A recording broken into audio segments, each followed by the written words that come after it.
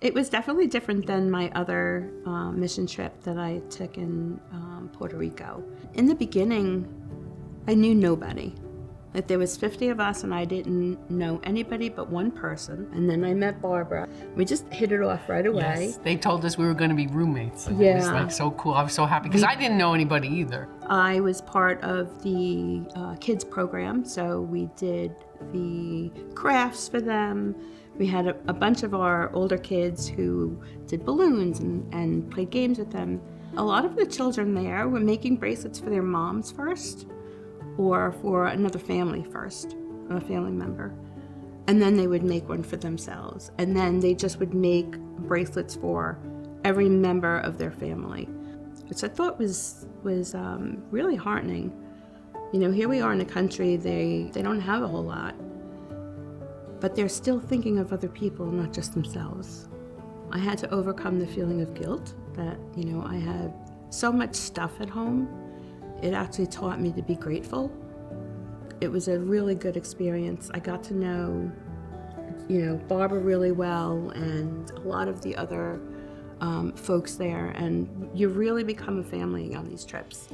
This was my first mission trip. I was a little nervous because I was coming out of my box. I'm kind of shy and I didn't want to do anything by myself, but I thought, when am I ever going to do this? So I worked in the medical clinic. I'm a pediatric nurse, so I brought that experience with me. And just the people that I work with were amazing people, like such giving, caring people.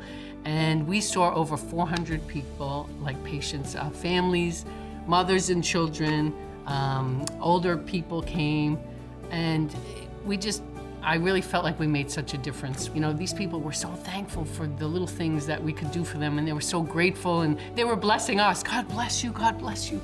The children, they were very generous with their hugs. Yeah. They loved giving hugs. Yeah. At night, after dinner, we would have our prayer meetings and our sing-alongs, and it just brought me closer to God and just more spiritual. And ever since the trip, I've been praying more and reading my Bible more. Before I go to work, I actually pray in my car and I say, you know, please help me be the hands and feet of Jesus and help me make a difference. The examples I've seen when I went away with like Pastor Jerry and all these other people that are just so full of faith, they really were an example to me of how I should conduct myself.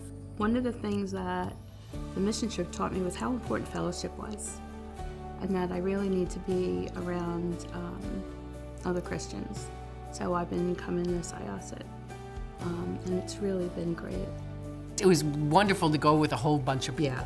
Like I felt like security in numbers, and going with your church, I felt like that is, I felt safe. I think everybody should go on a mission trip. Yeah.